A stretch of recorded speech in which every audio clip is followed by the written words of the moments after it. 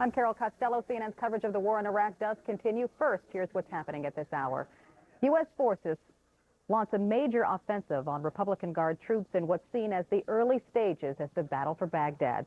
Two battles are now underway, one near Kut, the other farther west in Karbala, about 50 miles south of Baghdad. A series of explosions rocked the capital city overnight, sending plumes of black smoke billowing into the air. U.S. bombers struck several targets, including Iraq's Ministry of Information and a presidential compound. A grim discovery in southern Iraq. U.S. Central Command confirms 11 bodies have been found at a hospital in Nasiriyah. Central Command could not say if they were the bodies of Americans. The remains were found in the same hospital where Army Private Jessica Lynch was rescued yesterday. Of course, we'll have much more on this story just ahead. Two U.S. Navy pilots bailed out of a jet at 20,000 feet and were picked up by a search and rescue team. Neither was seriously injured. CENTCOM says it appears the F-14 Tomcat experienced a mechanical failure while it was being refueled over southwestern Iraq. The incident took place yesterday. U.S. Secretary of State Colin Powell says talks with his Turkish counterpart have been productive. You just heard it. The two held a joint news conference in Ankara just a short time ago. Powell is urging Turkey not to send troops into northern Iraq, setting up a possible clash with Kurdish forces. He also says the country will have an important role in post-war Iraq. Secretary Powell now heads to Belgrade later. That will happen later today, as a matter of fact, and then on to Brussels for talks with NATO officials. Coming up, some missing journalists and peace activists held captive in Iraq are now safe inside Jordan. We'll hear all about their ordeal and their release just ahead. At a close call for U.S. troops stationed near the central Iraqi town of Najaf. We'll have details from our embedded reporters. Plus, a travel warning as health officials try to contain the mysterious respiratory illness known as SARS. We'll have that and much more ahead. CNN's coverage of the war in Iraq continues right now. It's very important. It's very important to us as Americans to bring back our fellow soldiers. But most importantly is to bring back somebody like Private First Class Lynch, who was risking her life on the battlefield. A remarkable story of Special Ops Forces raiding a hospital in Nasiriyah and rescuing Jessica Lynch. She's 19 years old from West Virginia. Perhaps more on her story of rescue now from Central Command in Qatar. We honor the brave men and women who are fighting to achieve the objectives, and we mourn our fallen comrades with their families. The coalition conducted simultaneous attacks over the last 24 hours against regime targets in Baghdad and against regime forces throughout the country. I have two products to show you from recent precision attacks against regime targets. The first one is a regime command and control facility at the south end of the international airport near Baghdad. This is a closer view of it where the arrow points down at the bottom. In the attack, in this case, there were 26 different aim points for this single target set. Each aim point had a different weapon applied against it. The aftershot, in this case, you can see was effective. I would point out that there is a mosque in this complex. You can see it in the lower right corner of the screen, the rounded dome, and it is in good shape as it was before the attack. And the split, please.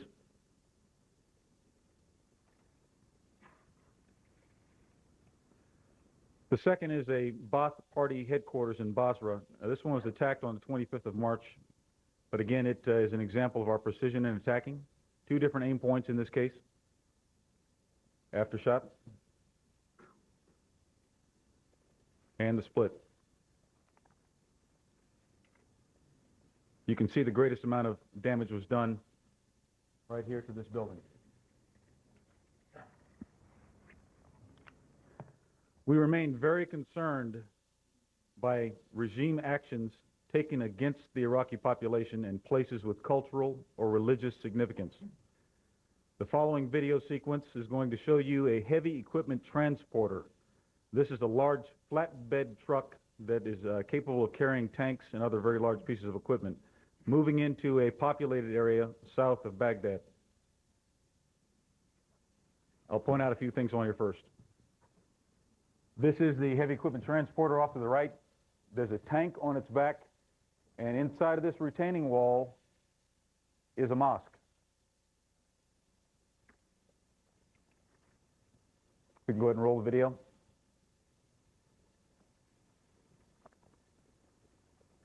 There's usually one tank on each one of the heavy equipment transporters. A second truck shows up as well, and the tank is clearly seen on the back of it. You can see now these two. There is a third heavy equipment transporter that's further up to the right, and in the next clip you'll see that it carries a container on its back, and that container explodes.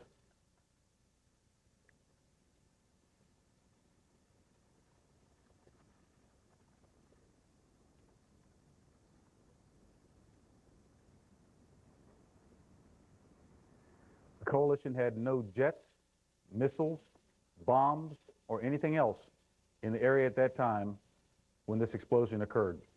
I would say that we do look for heavy equipment transports, especially with armored vehicles on them, as indications of repositioning.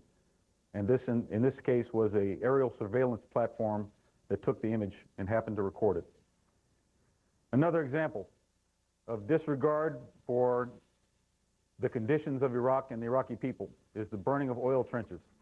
A few days ago, I showed you a color photograph of one of the first trenches which had been prepared as part of the defensive array of Baghdad.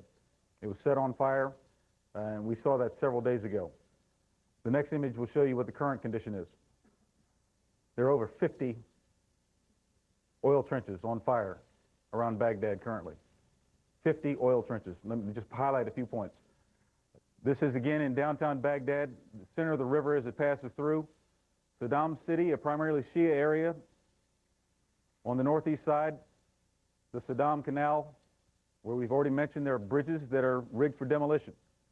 Most of the fires began here, but as you can see, each one of these is a different burn point. These are deliberately created trenches.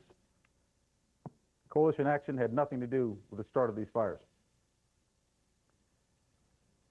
Our coalition special operations forces maintained pressure on the Iraqi military forces in northern Iraq through precision airstrikes directed against the regular Army 5th Corps. Our searches in the Ansar al-Islam training camp continued with coalition and Kurdish Peshmerga working closely together.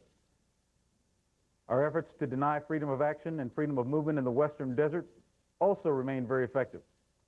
I have a short video to show you of Coalition Special Operations Forces indicating how mobile they are and their ability to move throughout the Western Desert, actively searching for regime forces, ballistic missiles, or air defense systems.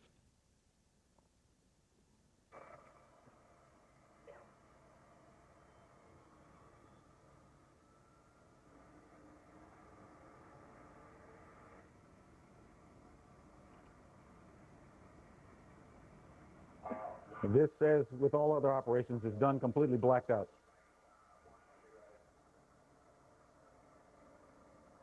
Multiple aircraft in this mission. You'll see a landing and then again taking off and going on an additional patrol.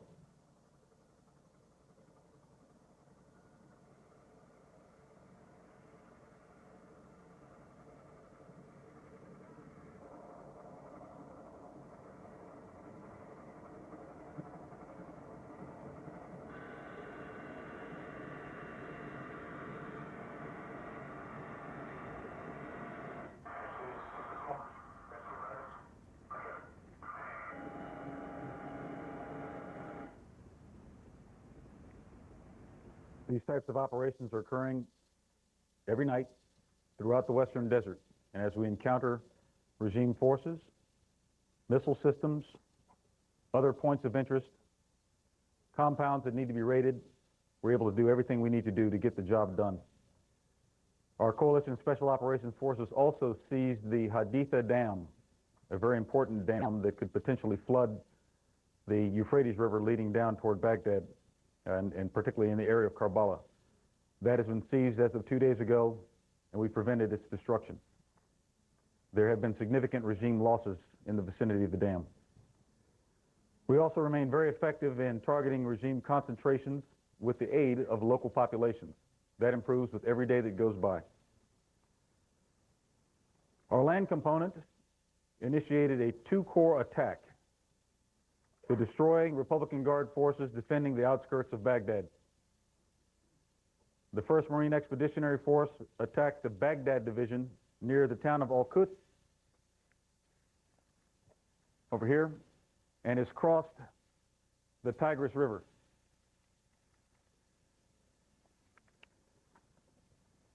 The Baghdad division has been destroyed. 5th Corps attacked against a combination of the Medina division and the Nebuchadnezzar division, both of the Republican Guard Forces Command. Their attacks are effective, and action continues, in this case, near Karbala, along the Euphrates River. 5th Corps units also attacked to clear paramilitary forces in Ain Najaf. The attacking unit was welcomed by thousands of citizens. It was also welcomed by fire from regime forces who had positioned themselves inside the Ali Mosque, one of the most important religious shrines to all of Shia Islam throughout the world. Coalition forces were disciplined, discriminated, and chose not to return fire against this mosque to keep it protected. The regime's use of the Ali Mosque for military purposes to trigger a coalition response is just the latest detestable example of the regime's strategy of deliberately putting sacred sites in danger. UK forces continue securing the Al-Fal Peninsula and the Rumaila oil fields while destroying any remaining resistance in the south. Among their recent successes are the capturing of 5 cruise missiles of the Styx variety near Az-Zubair Airport. These missiles are designed for the OSA patrol boats that we sunk in the first days of the war. They can be fired into Kuwaiti territory or against ships that are out inside of the North Arabian Gulf. At this point, UK forces remain firmly in control of the northern approach to Basra.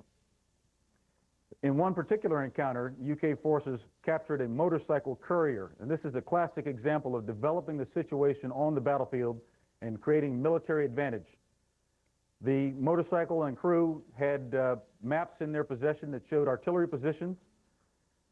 The UK forces went to find the artillery positions, found them, destroyed all the artillery, and also found 3 Ababil 100 missiles, destroyed them as well.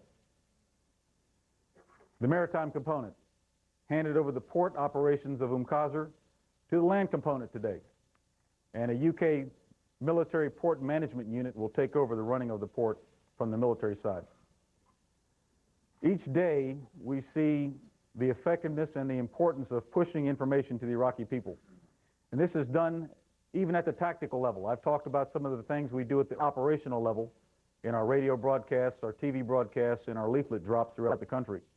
But even at the tactical level, our coalition psychological operations teams are very effective and are having impact on the battlefield. In a recent 5th Corps engagement, as an example, this was against elements of the Nebuchadnezzar division. We first made contact a few days ago. Iraqi forces were encouraged to surrender by way of loudspeaker broadcasts. And these are tactical teams with loudspeakers mounted on top of their vehicles. A total of 67 Republican Guard troops surrendered to coalition forces, 10 of them surrendering to the psychological operations team itself. These teams work up close with the combat forces in the front lines, close enough in one case to have the loudspeaker knocked off the top of the vehicle during a firefight. The coalition advance continues forward to the objective of removing the regime. In the wake of these operations are the equally important efforts to start Iraq's future now. I have a few photos for you to show some of our medical and civil affairs actions that have occurred, in this case, near Al-Nasiriyah, a town that we have all talked about a lot over the last several days. This shows a team in place doing medical assessments and also, in this particular image, distributing food and water to the people who were only days ago threatened by the brutality of the regime. We currently hold over 4,500 enemy prisoners of war, and we treat them according to the Geneva Convention. These next images show that the International Committee of the Red Cross has visited the coalition prisoner camp near Qasr.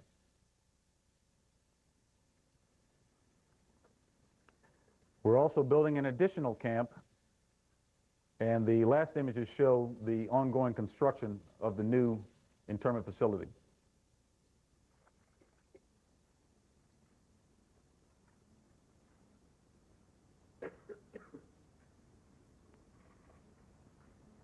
With that, I'll take your questions.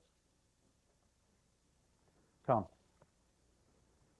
Brooks, we noticed that you made no mention of the rescue of Jessica Lynch and the special operations that went on. We understand that there is video taken by a combat camera team. Can you show us that video? Well, let me first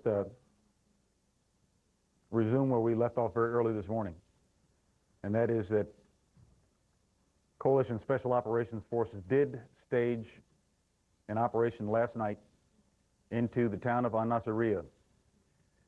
It was in the Saddam Hospital in Al-Nasiriyah, a facility that had been used by the regime as a military post. We were successful in that operation last night and did retrieve PFC Jessica Lynch, bringing her away from that location of danger, clearing the building of some of the military activity that was in there. There was not a firefight inside of the building, I would tell you, but there were firefights outside of the building, getting in and getting out. There were no coalition casualties as a result of this. And in the destruction that occurred inside of the building, particularly in the basement area where the operations centers had been, we found ammunition, mortars, maps, a terrain model, and other things that make it very clear that it was being used as a military command post. The nature of the operation was a coalition special operation that involved Army Rangers, Air Force pilots and combat controllers, U.S. Marines, and Navy SEALs. It was a classic joint operation done by some of our nation's finest warriors who are dedicated to never leaving a comrade behind. We did have the opportunity to have a combat camera crew with the assault force, and we'll show you only the portion that has a PFC Lynch being retrieved. Do we have the tape?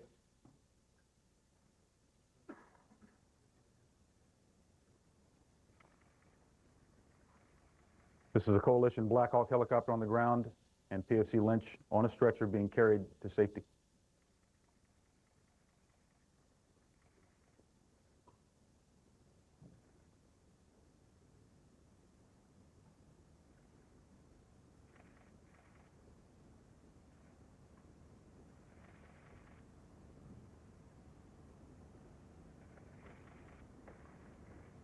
This, of course, is done under blacked out conditions in the compound itself where the helicopter landed.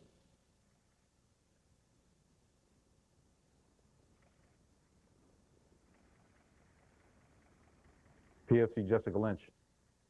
At this point, she is safe. She's been retrieved, and some brave souls put their lives on the line to make this happen. Loyal to a creed that they know, that they'll never leave a fallen comrade and never embarrass their country. Next question, please. Tell us about her condition. Who exactly was holding her? Was it the regime in a larger sense, or was it some tribal faction or small controlling party in the area? And also, if you would please, the status of some of the others. The reports that bodies were also found. I don't want to comment too specifically on her condition. The good news is she's alive. She's in coalition control and receiving appropriate medical attention and care and screening right now. And for her privacy, I won't go any further into that. As to who was holding her, the regime was holding her. The regime clearly had done this. It was regime forces that had been in there. Indications are there were paramilitaries, but we don't know exactly who. They'd apparently moved most of them out before we actually arrived to get in. Although, as I mentioned, there were buildings outside of the Saddam Hospital where we received fire, or where the assault force received fire during the night. We did, unfortunately, also find the remains of 11 persons who are unidentified at this point. 2 of the persons were inside of a morgue within the hospital building, and the other 9 were outside in a grave area inside the community. Our coalition forces were escorted to those locations by someone that was taken into custody during the assault, and the locations were pointed out by them. At this point, we're doing additional forensic examination and medical examination to determine who they might be. We don't know at this point, and don't have any further comment on who it is at the current time. Please, Mike. Mike Phillips, Fox News. We're hearing scattered reports about weaponry and arms cache being found in a school. Could you elaborate on that? We found this actually in a number of places and a number of towns as we go into places where the paramilitaries have been operating, the regime death squads. Two things seem to be an emerging pattern. First is putting your weapons and weapons caches inside of schools with children nearby in many cases. That's happened in several towns. The second is using hospitals as a place to do command and control, to hide. In some cases, we'll find military equipment positioned nearby, as in the case of the first hospital we encountered on the outskirts of Nasiriyah, where there was a T-55 tank parked right outside of it. We believe likely to try to trigger a coalition response and then turn that into something that says we're attacking hospitals. The pattern is very clear at this point. We've seen it throughout the country. We've shown you evidence of how these buildings are being used. Fundamentally, it is against the laws of armed conflict. Absolutely against the laws of armed conflict. We don't do that. We will not do that. And we still remain very discriminating in our selection of targeting because of the way this regime is doing its work. That's really what we're seeing. Please. Jonathan Marcus, BBC. You've said that the Baghdad division of the Republican Guard has effectively been destroyed. I know that there are obviously ongoing military operations, but could you characterize the status of the rest of the Republican Guard forces in that area south of Baghdad? Because it looks as though there are elements from possibly 4 or even 5 different divisions that have been moved there over recent days. So could you say a little bit about what the status of those forces is? We have seen over the last several days some repositioning, as I mentioned before, mostly for survivability, but also we think because of the effectiveness of some of our air attacks and precision targeting over the last several days, it's relocating to positions where they want to hold certain terrain. There have been some units that moved in from the north side of Baghdad to reinforce. That's why we have a mixture of the Nebuchadnezzar Division and the Medina Division on the west side, north of Kabul, as an example. If I were to characterize the condition of the rest of the Republican Guard Forces Command, I would probably say first, they're in trouble. 2, they're under serious attack right now, and those attacks will continue until we're finished with the task at hand. Our efforts will continue over the next several days, and without being too specific about where they'll go or how they'll go, we believe we'll continue to have the intended effect, and that the operation will continue as planned. Please. Adi Raval, ABC News.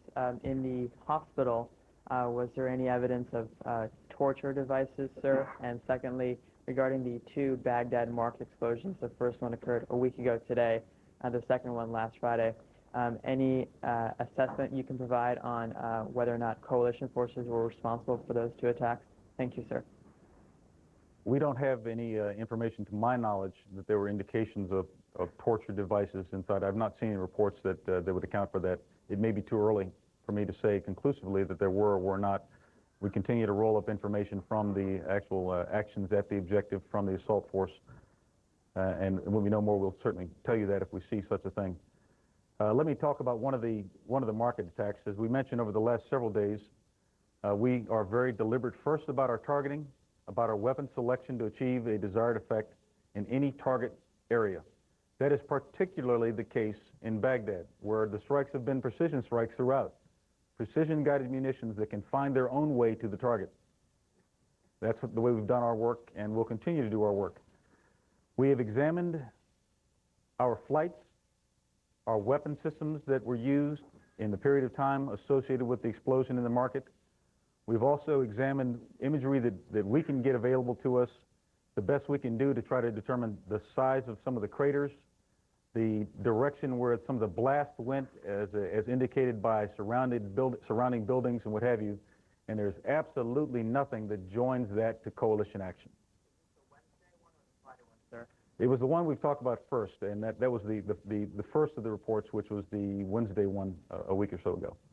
No indications of that being associated with coalition action at all. Please. McIntyre, Independent. Our correspondent is reporting that the only explanation for the injuries suffered by people in Hilla, where there was a bombing and where I believe 11 civilians were killed, is that they were inflicted by cluster bombs. Can you comment on that and also explain that bombing incident where a number of people died? Well, I can tell you first, in our approach to targeting and using things like cluster munitions, we always give consideration to what types of activities are likely to occur there next. Cluster munitions are available, and they're used by tactical commanders to create a tactical effect on the battlefield, and they, like other things, particularly in this operation, the conditions for people, the conditions for unintended consequences are taken into account before the decision. I don't have any specifics about that particular attack and the explosions that would link it to cluster munitions at all. What I can tell you right now is how we approach the use of cluster munitions, and we can try to get more information as it comes available. Same row, please. Roberts, the Daily Mirror. You talked about the fighting north of Karbala. Can you give us any indication of how close you are now to Baghdad, or whether you have indeed reached the outskirts? Because operations are ongoing and forces are still in contact even as we speak, it would not be appropriate for me to describe exactly where our front line is and where our penetration is. The efforts continue to the west of Karbala, to the south of Karbala, to the east of Karbala, and I won't get any more specific than that. We will approach Baghdad. The dagger is clearly pointed at the heart of the regime right now and will remain pointed at it until the regime is gone. Please. Craig Gordon from Newsday. I just wanted to get you to, if you can, I know it is current operations, if the Baghdad division has been destroyed, what is standing between the 1st MEF and Baghdad right now? We have choices to make in our schemes of maneuver in any operation. As I've mentioned on some previous occasions, the dynamics of the battlefield create opportunities, we create vulnerabilities, we exploit vulnerabilities, and we try to protect our own. So as the battle unfolds, timing for the next steps is related to other actions on the battlefield. And when we have made the choice to continue action, in whatever direction it may go, it may not be toward Baghdad. In whatever direction we choose to go, it'll be synchronized with the other actions. Whether we want the simultaneous effect that I've described on a few occasions, or whether we want a sequential effect to occur. And so that's yet to be seen because of future operations. I won't characterize it any further than that. Off to the right, please. General Brooks, Jeff Mead from Sky News. A couple of hours ago, one of our correspondents reported that he was 30 miles from Baghdad with a forward unit. What does that position say to you about the state of the defense of Baghdad? And does it concern you that perhaps this dagger that you've talked about is being tempted into the city so that it can be blunted with street fighting where your technological superiority doesn't count? Well, Jeff, we certainly know that the regime would like to do some defending in Baghdad, and they would like to draw us in. We also know that their intentions, as we saw them by their initial military designs, were to gradually pull back into Baghdad with forces and lines of force that we would encounter over time. In some cases, we bypassed those lines of force. In other cases, we prevented their withdrawal. In other cases, we destroyed them as they tried to reposition. And so we believe we still have a considerable freedom of action consistent with the designs of the plan related to what we would intend to do to the regime, for the regime, and where the regime happens to be. That dagger does remain pointed. It remains firmly in our grasp and under good control, and when it's time to apply it further, it will be applied further. Please. From Reuters. I wanted to ask about the mosque in Najaf. How do you deal with that situation if you can't fire back? Are they still holed up in the mosque, or how have you dealt with that? Well, let me first say that we can fire back. We chose not to fire back, and that's a very important distinction. The regime is firing from within a mosque, something that doesn't have military value, that should be protected by them. It's protected by us. And so while we do always have the choice of returning fire to respond to any threat that's posed out on the battlefield, we approach all of our decisions on the battlefield, even at the lowest tactical level where these actions are occurring, with discrimination, with consideration to the outcome of that action. At the same time, we're going to protect our force. Now, how do you deal with that? First, we've got to make it very clear to the people of Najaf, those thousands that met us on the street, where the real problem is. And it will require their support in many cases. We can be very patient with it. You don't have to go to that mosque, and we certainly want to try to keep it as protected as possible. How that will unfold is a tactical issue for some commander on the ground to sort out, and we have great confidence in those commanders that just like their decision to not willfully engage a sacred site, something we know to be sacred and something that the people of that town obviously know to be sacred, those same kinds of decisions will be made for whatever the solution is going to be. Please. Owen Field from Associated Press. Two questions. First, I'd like a definition, please, of the red line, the famed red line or red zone. And secondly, rules of engagement. Yesterday you said there were no rules of engagement for the checkpoints, but the Post today has a story saying there are new guidelines, new rules regarding the rounding up of civilians, and that for those who are suspected of ordering up human shields, that they could be declared enemy combatants and possibly shipped to Guantanamo. Can you confirm that for us? First, the red zone or the red lines that we described is simply a term that characterizes that there may be a trigger line where the regime deems sufficient threat to use weapons of mass destruction, weapons that we know are available to them, weapons we've seen the regime use on their own people in the past, weapons we believe are in the possession of some of their forces now. That's the red zone. It's a conceptual line across which there may be a decision made by regime leaders. That's why we attack the regime. That's why we attack the regime's methods of communicating orders. That's why we attack those who would make decisions. It's all about preventing the action as much as possible. And if we're successful in that, that's very good. That's the desired outcome. We don't want to see weapons of mass destruction used. Just like our leaflets say, no one benefits from the use of weapons of mass destruction. As to the rules of engagement, there will always be tactical adjustments that are made on the battlefield to account for the realities that come out from day-to-day action. The types of things you're talking about really are adjustments.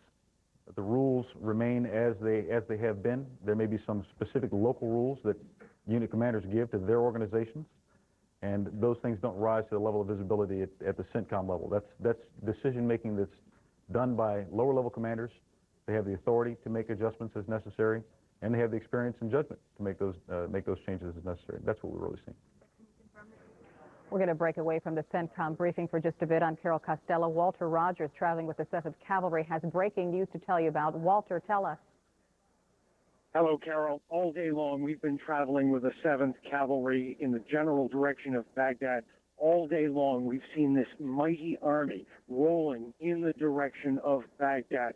At one point on the horizon, we saw, as far as you could see in either direction, this huge convoy of trucks and fighting vehicles stretching as far as you could see, perhaps 10 miles in either direction along the horizon. Earlier in the day, Army sources tell CNN that the 1st and 3rd Brigades of the 3rd Infantry Division took the Iraqi town of Karbala with very little effort. The 1st Brigade rolled through firing. There were a few tanks that had no trouble securing the town. Immediately, the 3rd Brigade took over after that. 3rd Brigade has now secured the Iraqi town of Karbala. There was supposed to be a Republican Guard unit there. If it was, it did not put up much of a fight.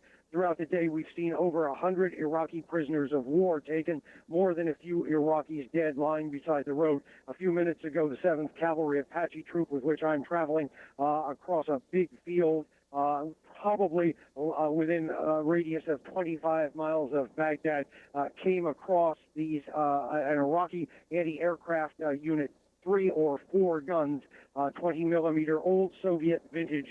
Immediately, the 7th Cavalry opened up with tank fire and with mortars, took them out, killed probably 20 Iraqis. When some of the Iraqis fled to a farmhouse just moments ago, then the army just opened up with 25-millimeter cannon and destroyed whatever was left of that Iraqi anti-aircraft unit. It's been a very busy day. There are elements of the 7th Cavalry now probably within a 25-mile radius of Baghdad, and there are elements of the 3rd Infantry Division which are probably even closer than that. Carol?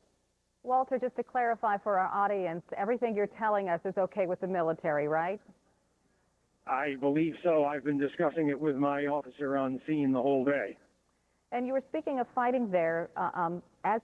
As the troops got closer to Baghdad, it was thought that Saddam's best soldiers would be there. But you say this has been easier than expected, if I could put it in those terms. Army sources told us that the Air Force has so badly degraded the Medina division just south of Baghdad that other units, other divisions have had to be folded into it. There had to be a consolidation of the Iraqi units. So badly have they been hammered. And as I say, there is this huge army rolling in the general direction of Baghdad. We've seen fighting all across a broad front. Earlier in the day, last night in Karbala, there was an enormous American bombing of that area and artillery. Again, the Iraqis, if they're standing and fighting, aren't making much of a fight of it at this point. It may get worse when they get close to Baghdad, but again, heavy Air Force bombing day after day appears to have, to use the Army's word, attrited, that is to say, badly degraded the units which are supposed to be defending Baghdad. What we're seeing here, where we are, is essentially pockets of resistance, but nothing overly serious. Carol? Walter, we'll let you get back to work. Thank you for that breaking news. In case you're wondering, Karbala is about 50 miles south of Baghdad. Let's go back to Qatar right now and CENTCOM Command. What is your latest intelligence about who's calling the shots in Baghdad? Well, I wouldn't want to speculate on who's really in charge there. I can tell you that this organization, the coalition and this command, will seek to destroy the regime. Any parts of the regime, the ability of the regime to command and control or issue orders, all of that is the task that we're currently undertaking. I did find it somewhat surprising. We certainly saw warnings that it would be Saddam Hussein doing the presentations. I wouldn't want to speculate as to why that could not be done or why the Minister of Information found it necessary to read a statement on behalf of the reported leader of the country. I can tell you that we're being effective in our operations. We remain satisfied with that. We know that we have the regime on the run. We know that we've been effective against some members of the regime and certainly against the command and control structures of the regime. Our efforts are not complete because the regime is not completely gone. And until it is, we will not stop. Please, sir. Vincent Rogers from BBC. Sir, could you give any comments on reports we're getting that a Red Crescent hospital has been hit? And secondly, can you shed any light on other reports that members of UK Special Forces are missing somewhere in northern Iraq? I'm not aware of the Red Crescent report, so I cannot address it. I've not heard that, and this is another one where perhaps we can take that on. If we have additional information, we can release that.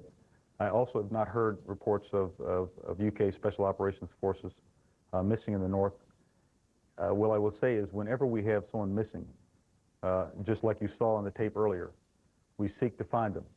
We seek to find information about them, what the circumstances would be, and we may engage in operations like the one last night, putting a larger number at risk for the sake of rescue. And those things, of course, when we do have information, we will not discuss until they're complete. Ma'am?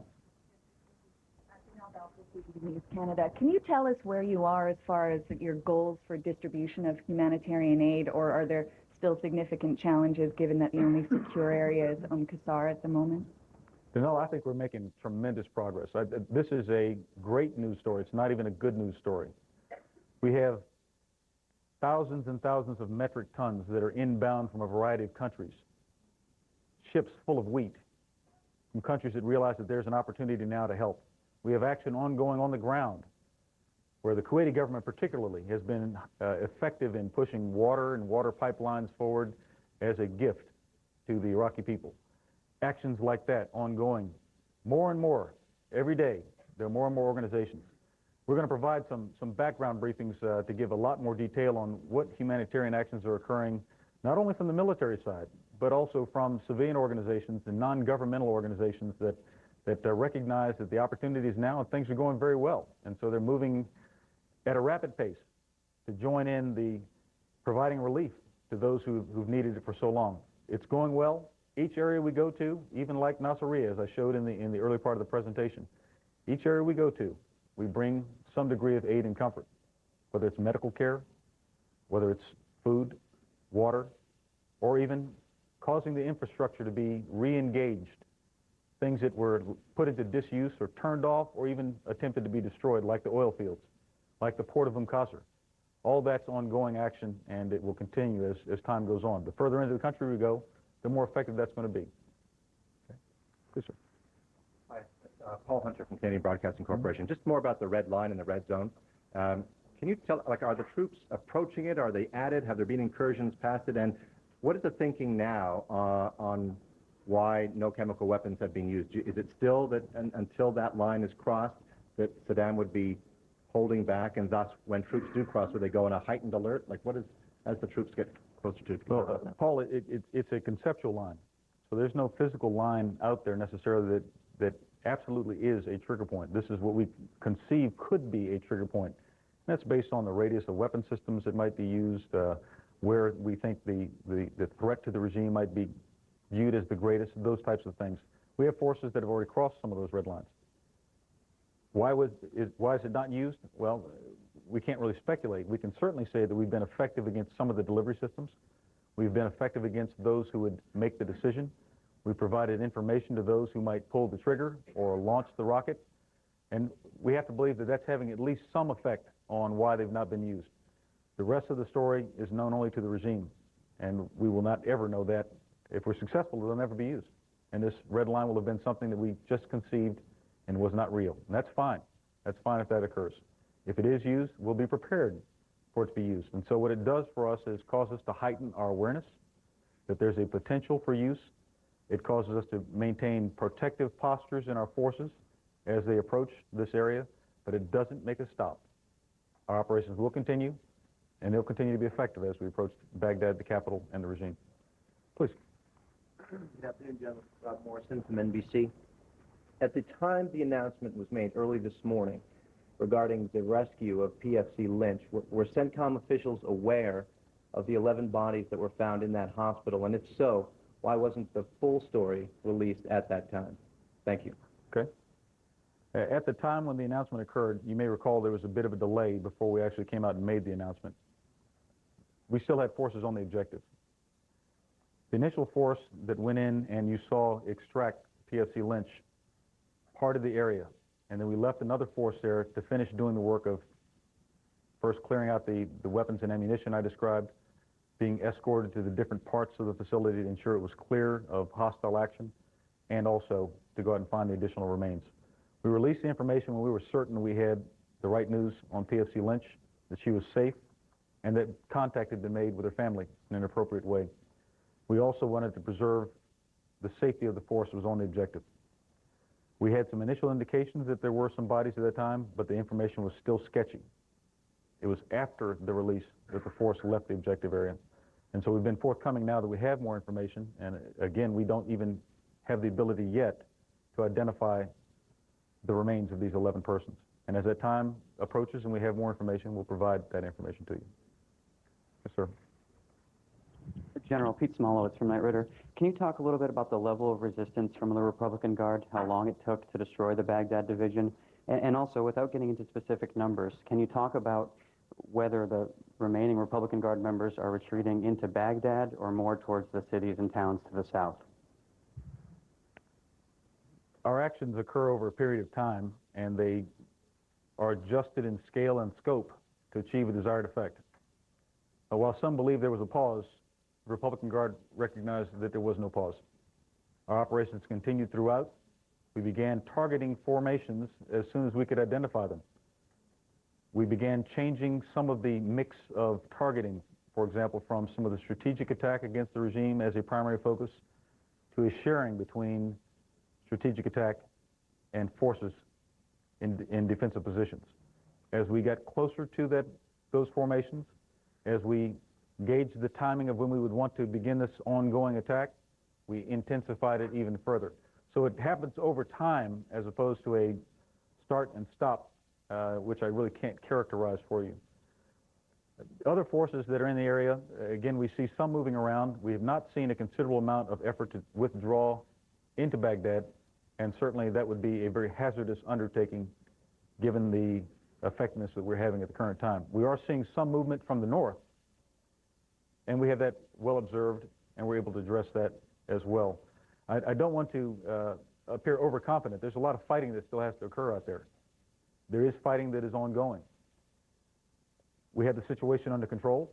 Our forces remained very effective, as we anticipated they would be. So we're not meeting surprises, but we are having fights, and we're winning those fights as we go along. Yes, sir. General Chad Henry, WTOP Radio. From the beginning of this campaign, we've heard anecdotes from the podium about incidents that could be described as atrocities. And we've also heard a recurring theme about holding accountable those behind them. Is the coalition engaging in an active effort to investigate these events as they occur, perhaps document them by investigators or combat camera teams toward the end of some sort of legal prosecution after the fact? Well, our first effort is to win the fights that are ongoing, and that's where our priority is. We do try to make efforts to do that. We have what we described as mobile exploitation teams when we have suspicion of something that is untoward. And we'll send those teams to try to document as much as we can so that there is a foundation upon which to do any further pursuits when this is all said and done. The President's been very clear that there will be a time of accountability, and that time will come in the very near future. I think we have time for one more question. Yes, ma'am. Thanks, General. Ann Bernard from the Boston Globe. Just returning to the checkpoint incidents with the suicide attack and subsequently some civilians being shot, I just wanted to ask, have you been able to confirm other incidents of this type? We asked you yesterday about it, and you said we believe that the reports, we don't believe the incidents are increasing, we believe the reports are increasing. I just wondered, does that mean there have been other incidents in the past that we weren't aware of? And also, obviously, this is a situation that puts both Iraqi civilians and U.S. forces in a terrible no-win position. They're afraid of each other, they're jittery. Have you seen any, again, we may have been using the wrong term when we said rules of engagement, but have there been changes in terms of orders on the battlefield? One unit reported, an embedded reporter reported that the commander had said, shoot on sight people that appear armed. I wonder if people are pulling back from those kinds of orders now, if people are even doing something as simple as putting up signs in Arabic that say stop. Have there been any anecdotal improvements in the procedures that you're seeing, and you know, what more can you say about this problem? Thanks. Well, we don't have a significant increase in incidents, and I'm not aware of a significant increase in reports. But we know that these tactics are used out there on the battlefield. This is a regime that is seeking tactical advantage by doing these types of things. We've seen clerics come out and say that in each case, these vehicles that approach checkpoints at high rates of speed were done under duress. It's not just the coalition that's identifying that there are some problems here with the way the regime is doing its business and the way it's brutalizing the population. There are a number of things that have been happening out there on the checkpoints. We do have some signs that we've used before in Arabic, 3 different types of signs that provide information about not approaching coalition checkpoints, returning away from them, how to approach carefully. That is certainly the case. Now, the dynamics of the battlefield may not make it so that you have a sign there every time you have a place where you need to establish security. That's just the reality. And so there we have to rely on the good judgment of our subordinate commanders out there who read the battlefield as it is, not as we think it is down here at this headquarters. The realities of the battlefield are then measured, decisions are made, and where there are threats, commanders give orders for their subordinates to take action. We always maintain the inherent right of self-defense. And so orders like shoot on sight and those types of things may not seem appropriate at this level. They may be appropriate at a lower level, and we're not going to second guess the work that's being done by our commanders down there. Okay, thanks very much, ladies and gentlemen. All right, General Brooks there, wrapping things up in Qatar at Central Command. 3 interesting points. That videotape showing last night the Special Operations Force in that hospital around Nasiriyah, backed up by the U.S. Marines, rescuing and bringing 19-year-old Jessica Lynch to safety. We're told she's in stable condition based on the reports we had earlier today. 2 more points to make. While he was talking, you heard Walt Rogers now say that the U.S. military is about 25 miles south-southwest of Baghdad, and they're wearing their chemical suits as well as a precaution well inside that so-called red line that we've talked about now for weeks. Respect to the Republican Guard Division, now getting indication the Baghdad Division that at last check was southeast of the capital city has been, quote, essentially destroyed. General Brooks saying they're in trouble and under serious attack. A lot of developments overnight, last night. In case you're just joining us, it is going to be a busy news day today with the war in Iraq.